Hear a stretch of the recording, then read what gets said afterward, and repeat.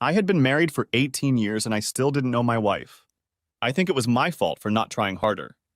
We seemed to get along fine, but there was no real connection. I never felt like she was the love of my life, and I had a sense that it was mutual, but we were compatible enough to have 3 teenage children. I worked in the claims department of a large auto insurance company. It was an office job with good benefits. I was due to be eligible for retirement in 3 years. We owned our own home, but the mortgage was more than the current appraised value. Noreen was a good spouse in all the usual ways. Since she had 3 children, she was a housewife. The house was always clean, the clothes washed and ironed, and the food cooked perfectly. All the housework must have been good exercise because she still had the same fine figure she had when we met in high school. Neither of us had any interest in college. We were married a year after I started working for National Consolidated Insurance Company. Noreen wanted to get away from his parents and be on his own. I wanted regular sex. Since we were comfortable with each other, it seemed like a good match. Unfortunately, there was no crazy, passionate fairy tale romance. The sex had always been good. So far, I didn't feel there were any problems between us, especially in that area. I guess I was wrong. It started at one of those awful corporate parties. I didn't dance, but Noreen did.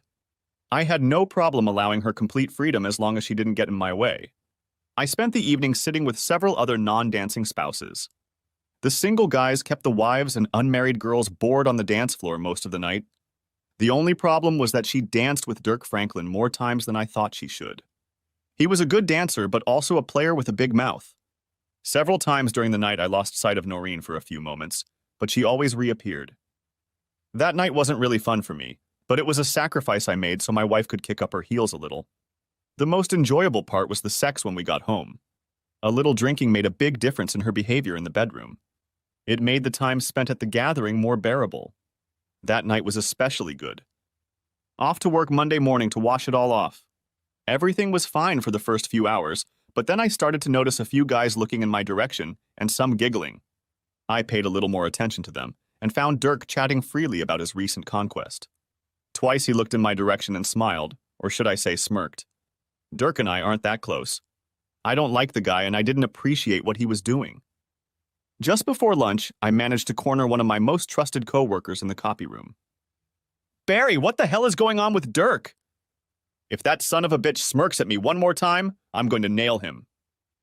"I'm not sure if it's true or not, John, but he's bragging to everyone that he slept with Noreen on Saturday night." "That's nonsense. There's no way Noreen would let him near her." "That's what I thought, but he has a pair of panties that he claims belong to her. He shows them to all the guys and even lets them smell them." "How could he get her panties?" "It doesn't make sense. John, he claims she gave them to him after he did it in one of the hotel conference rooms." "Did you see them?" "Yes. They were silk. Gray or silver in color." "Thanks, Barry. Don't say anything to anyone. I owe you one."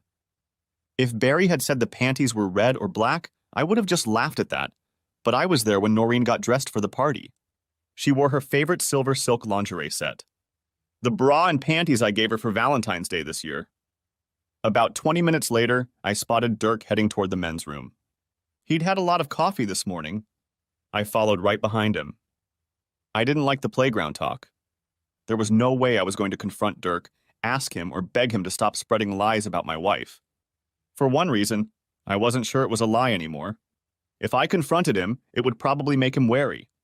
And I didn't want that. The easiest way to solve this problem would have been to smash his head into the tiled wall in front of the urinal.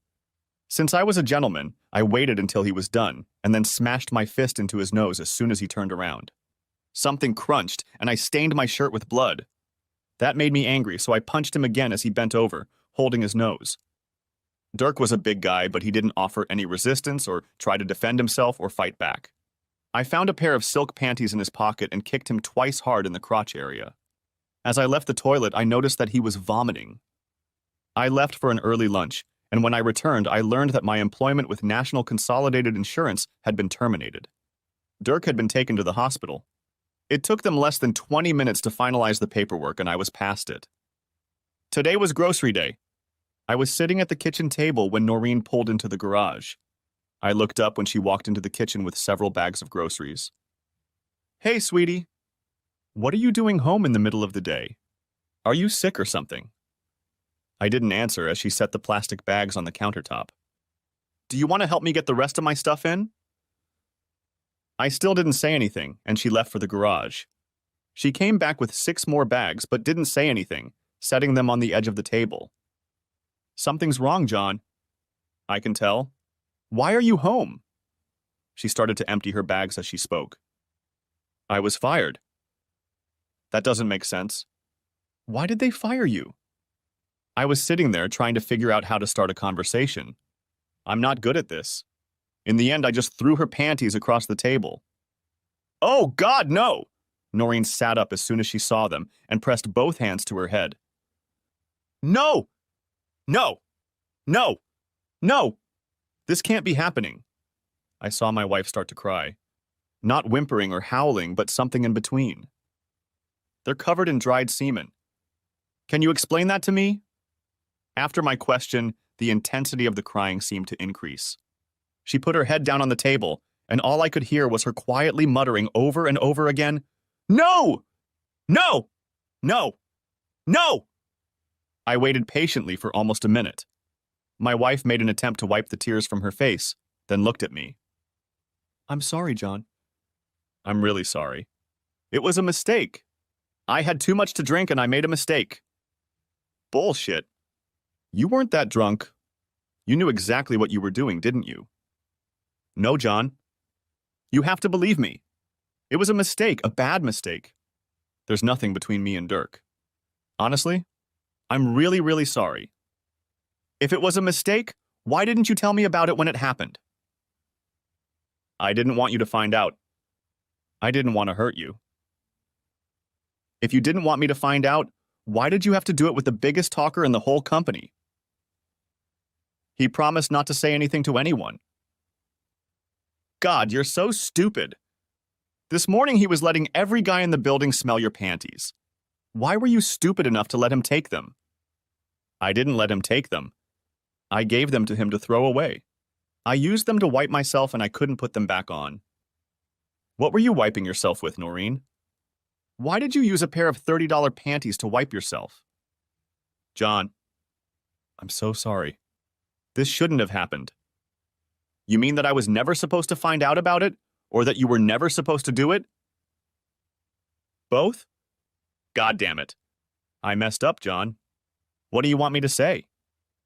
What were you wiping, Noreen? You never answered me. He didn't have a condom. He come inside me. I had to wipe myself, and panties were the only thing I had on hand. That's just great. How am I supposed to react to that? Do you really expect me to say I forgive you? No. How about a reason? Can you give me a reason why you did it, and don't give me any bullshit about you being drunk? I don't believe that for a minute. No. I wasn't that drunk. Dirk and I had a good time all evening. He's a good dancer and a lot of fun. He knows just the right thing to say to a girl, something that makes you feel good. So you two just wandered into one of the empty conference rooms and made mad, passionate love? No. It wasn't like that. How'd it go? Don't make me do this, John. Don't make me talk about it. Did you give him a blowjob? Hell no. No, I didn't have time to realize anything. It was over quickly, just like that. It took me longer to clean myself up. That's what you got me for, isn't it? What do you mean? You know exactly what I mean. What was the first thing you did when we got home? Tell me, Noreen. What did you make me do when we got to the bedroom? No, John. This has nothing to do with what Dirk and I did. Honestly. No sooner had we gotten into bed than you had already climbed on top of me to do the 69. You just come by letting Dirk come inside you, and then you started rubbing your dirty, hairy nipple against my face. Was that the arousal you were looking for and didn't get from Dirk? John. No. It wasn't like that. Bollocks. You had a screaming orgasm while I licked someone else's seed off your bed. That must have really turned you on. It's bad enough you shagged him, but you came home and wiped my face. You didn't shower. You didn't even shower. I'm sick to my stomach just thinking about it. Do you really think I can forgive you for that? That's not the point, John. I was horny as hell. Dirk didn't give me the slightest pleasure. You always do. All I could think about was getting home to get you into bed. I wanted you, John. I needed you. I'm sorry, but I don't think so. John, you're making too much of this. It's nothing. It doesn't mean anything. We can get over it. Noreen, do you really think it's nothing? I've lost my job. I've lost my pension. I lost my wife and kids. It probably meant nothing to you, but to me it was everything. My wife just sat there looking at me while I got up from my chair. I need to get out of here. The police will probably be here soon. I don't want to talk to them right now. Why did the police come? What else is going on, John? I'm afraid I offended your lover a bit when I restored your panties for you. That's why I was fired. I'm sure the police already have a statement from Dirk. Hell, I could spend a couple of months in jail if you'd just bang me for a minute. Thanks a lot, honey. Where are you going? What should I do? I don't know where I'll be. I loaded all my stuff into the car while you went shopping. I'll call you later. She looked like she was about to turn the waterworks back on. I turned around before heading out the door. I leave it up to you to explain to the children what happened. If you lie or distort the truth, I can guarantee you will regret it. I had enough money in my bank accounts to last at least 6 months. Before I left town, I paid off all the credit cards and canceled them. She could spend the money however she wanted, but I didn't want the plastic to be pushed to the limit. I was sure she would take care of the kids. In a couple weeks, they would be out of school for the summer. I didn't know if that would make Noreen's life easier or harder. I had no idea what I would do when the money ran out. I wasn't even sure if I'd be able to get unemployment benefits since I'd been laid off for cause. The first night I stayed with my brother in Schuylkill Haven. He had a small job taking care of trees and was willing to house me for a while until I found something permanent. The next day I moved into a small furnished one-bedroom apartment that included utilities. It even had cable TV hooked up. My phone had been turned off since I left the house. I didn't feel like answering the phone, but I knew I would have to talk to the kids sooner or later.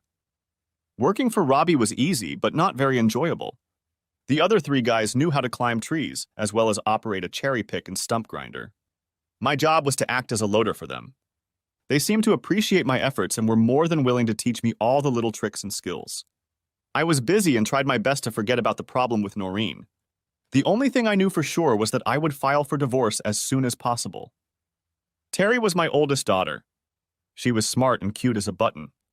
She was graduating from high school in 2 months and going into the dental technician program at the local community college. Brian was going to join the Marines as soon as he graduated next year. Sal had 2 more years to go, and all she wanted to do was get married and have kids. She had once wanted to be a teacher, but I think she had outgrown that. They were all good kids. Brian ran cross-country because he thought it would help him build up his stamina for a career in the service. Terry worked part-time as a candy delivery girl at one of the local hospitals in her spare time. I'm not sure, but I think Sal invented Twitter. If she didn't invent it, she certainly perfected it. The only contact I had with the children was through Terry. I didn't want to discuss family problems with Sal because she was too young, and Brian didn't want to talk about it at all. Noreen sat the children down at the table after I left. She told them why I had been gone, and apparently she hadn't held anything back. Brian immediately left the room and never spoke to his mother again. Sal just sat there and cried. Terry was the only one of the 3 who was open to any conversation about the divorce. Noreen refused to explain to Terry why it was happening. She just talked about it without elaborating on anything. I filed for divorce, and that's when things got ugly. Terry called and informed me that their mother had started going out in the evenings several times a week. Returning home, she was usually drunk. Terry said it started right after the divorce papers were served. The children tried their best to avoid Noreen, but her behavior still had a bad effect on the whole family. As far as Terry knew, no men were involved. Brian didn't talk to his mother, and Sal spent all her time whining. Terry was the only one who interacted with Noreen at all, and usually that communication was very limited. I didn't like it, but as long as Noreen didn't bring boys home, I didn't feel I had to pry. A week later, things took a turn for the worse. I was at work with Josh and Jimmy, 2 climbers. They were up there cutting limbs, and I was working on the ground feeding the chipper. Everything seemed to be going pretty good until two guys in a two-wheeled Dodge Ram drove up to me. It was normal for people to talk to us while we were working. They were usually interested in what we did and what our rates were.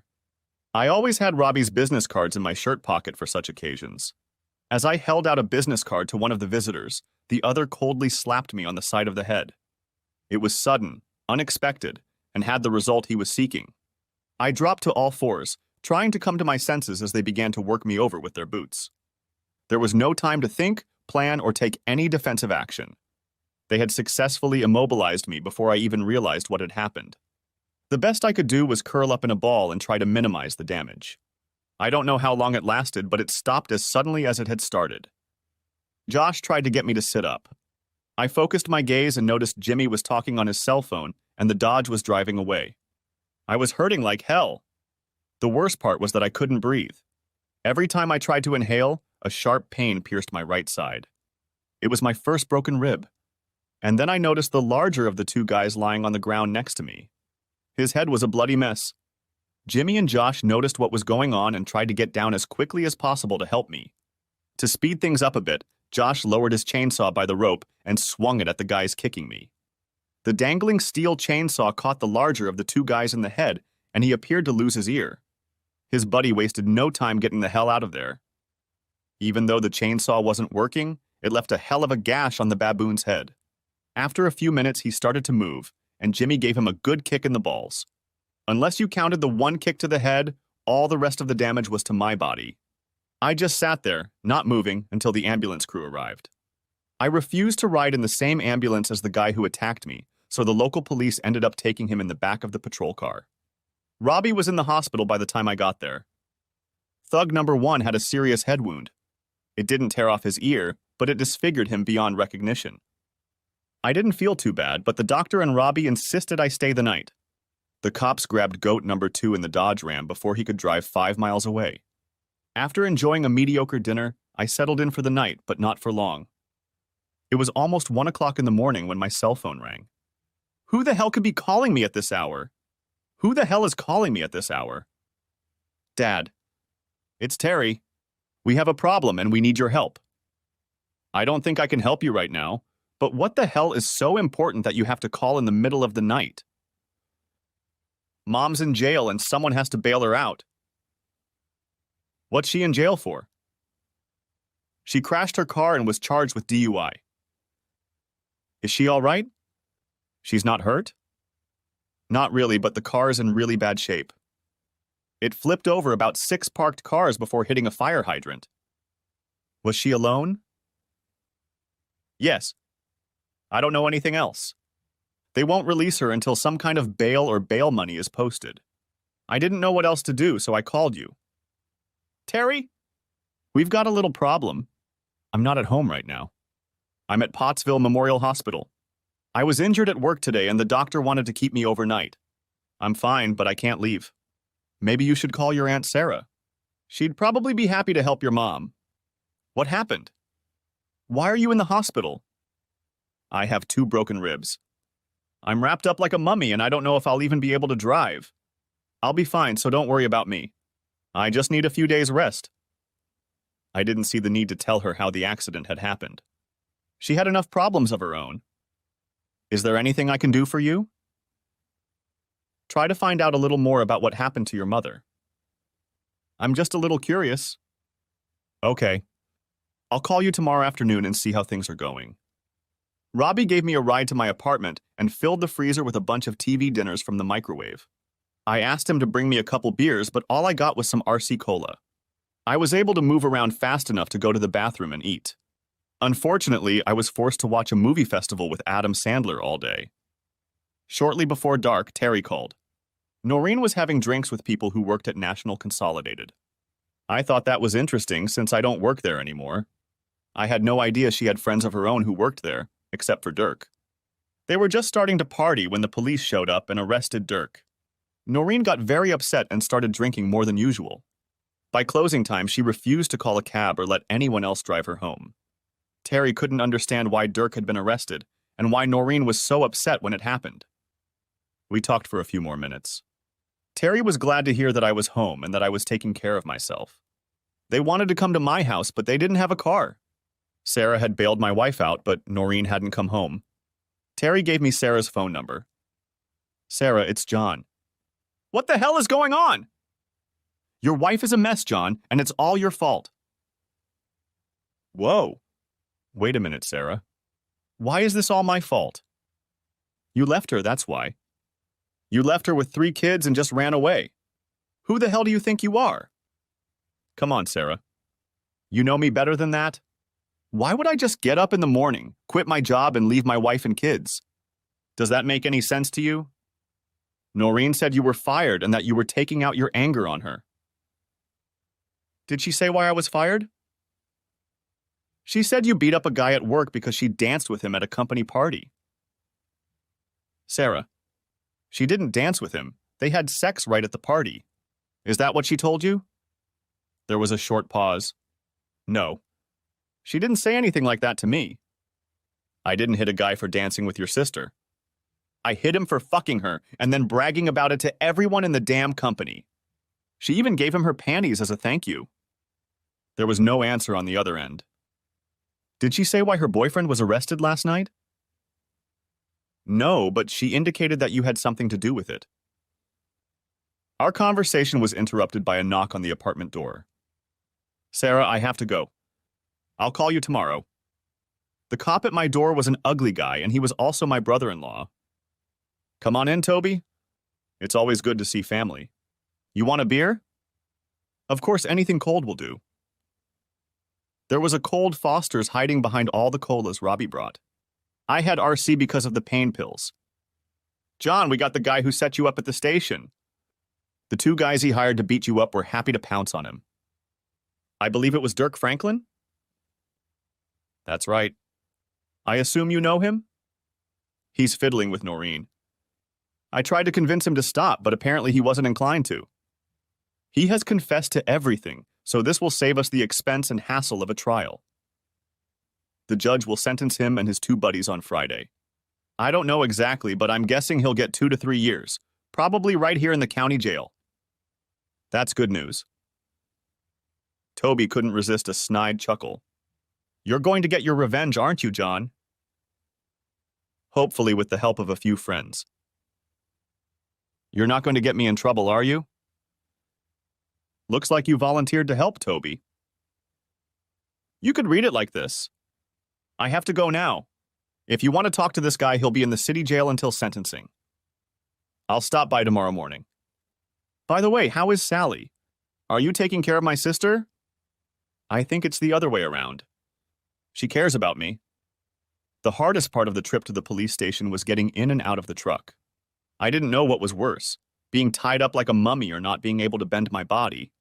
When I entered the room, Dirk grinned broadly. You seem to be a little bruised, Mr. Esterly. Did you trip over a tree branch? He seemed to enjoy the grimace on my face as I sat down. Welcome to Schuylkill County, Dirk. This is my territory, and I'll make sure you enjoy your stay here. I don't think so, John. I'm leaving here on Friday for a little holiday. Was it worth it? For the sake of seeing you wrapped up like a turkey. Looks like you lost your job and your wife. Was it worth it? I don't understand the question. I've never done anything to you that you didn't deserve. You should have just left it at that. I was better than that, and I still am. I think my wife thought so too. Well, she's all yours now. I hope you like her. Oh, absolutely. By the way, I've enjoyed it 3 times since you've been away. One time it was in your bed at home while the kids were at school. You really pissed her off when you handed her the divorce papers. That son of a bitch was doing everything he could to make my situation worse. If the judge had decided he was serving time in state prison, it would have been harder for me to pay him back. The DA's office was on the 3rd floor, and the old courthouse didn't have an elevator. Not exactly wheelchair-friendly. Seems like one of the charitable organizations should have taken care of that by now. John Esterly. I heard you were back in town.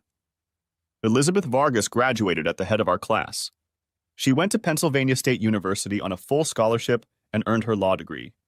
She married the captain of the soccer team, who was the only guy in our class to go to the U.S. Air Force Academy. It was a perfect couple, except that Captain Philip Vargas died in a car accident before they had been married 10 years. The next 5 minutes passed in chatter about the good old days. I felt awkward talking to her. She belonged to the elite crowd, and I was one of the supporting players. I smiled and tried to be polite. I was looking for a graceful way out. It was nice chatting with you, Elizabeth. I'm recently back in town and heard you were working here and just wanted to say hello.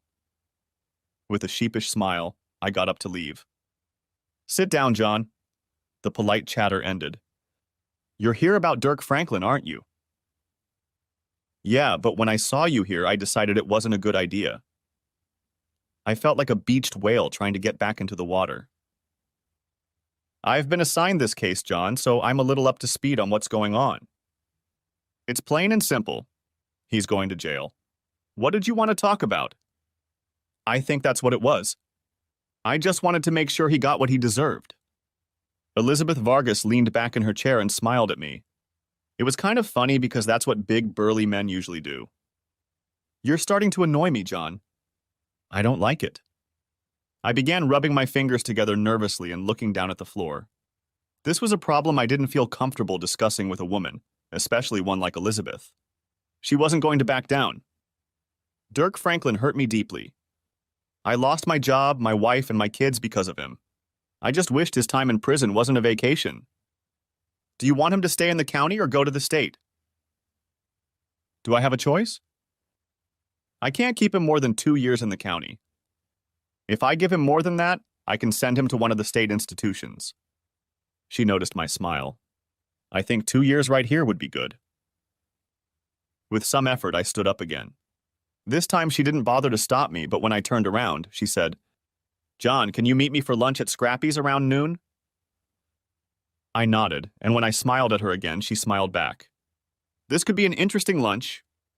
After leaving the courthouse, I did a little shopping. I bought a nice shirt and a new pair of pants. Before that, I had only carried work clothes with me. I also bought a case of beer. I decided that if I had to choose between pills and beer, beer would win. I wasn't sure if the lunch would be business or pleasure. It was the latter. Elizabeth returned home after Philip's murder. Apparently, she was receiving some kind of government compensation, but still had to work. She had a 16-year-old son, Philip Jr., whom she called Two. After he was born, they decided they didn't want to call him either Junior or Philip and settled on the name Two. It was hard to elicit a lot of personal information from her without seeming intrusive, so I just let her tell me what she wanted me to know. I didn't say anything at all about my situation because I was afraid of appearing weak. My self-esteem was somewhat low at the time, so I felt a strong need for protection. Before Elizabeth left for work, she told me not to worry about the impending sentencing. The smile on my face quickly disappeared when I got home. My 3 children were sitting on the porch with their suitcases and bags. What the hell are you doing here?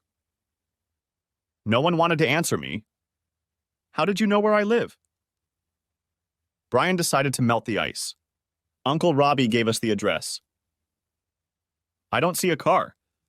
How did you get here? Aunt Sarah brought us, but she couldn't stay.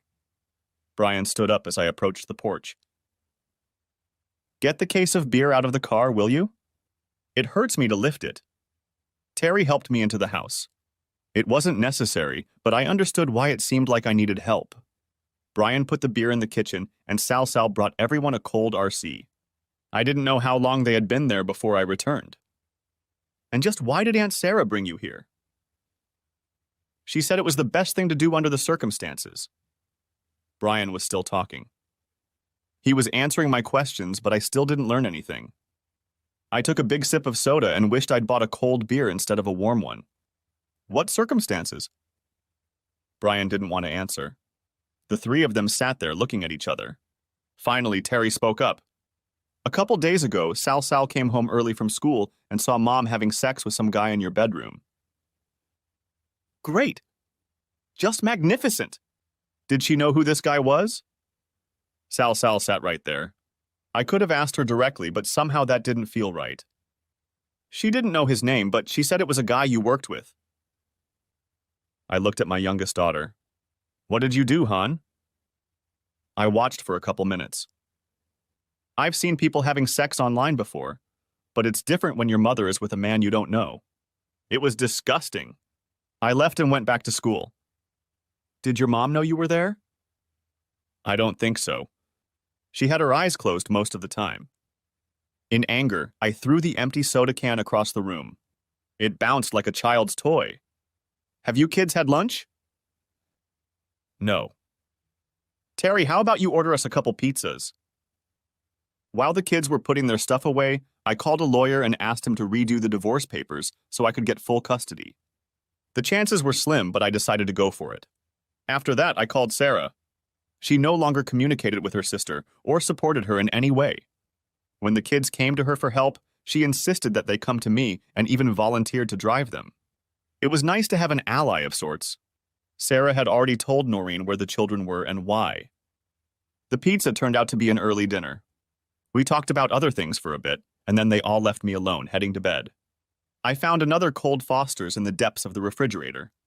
The new ones were cool, but cold ones are better. I took a pain pill along with the beer, hoping it would knock me out. It worked. Friday came and the sentences were announced. Dirk only got a year, but he'll have to serve it in the county jail. He'll probably be out in 6 months. Normally that would be fine, but not in Dirk's case. 2 of his goons got 6 months each, minus time served. Sometimes I don't understand the justice system, but overall I was happy with the outcome. It was a busy Saturday. The whole day was spent getting the children settled in. Although they brought a lot of stuff with them, they each realized as the day went on that they had forgotten something. An afternoon trip to Walmart hit my wallet hard, but it was necessary. By the end of the day, things had normalized as much as possible. No one seemed to miss Noreen. After we got home, I realized that the pain pills were running low, and I started increasing the amount of beer I consumed. I wasn't going to drive or operate heavy equipment. The next morning, I was trying to kick the cobwebs out of my head when I heard Toby talking to the kids. I pulled on my jeans but took 2 aspirin instead of a pain pill. Eventually, I had to wean myself off of it.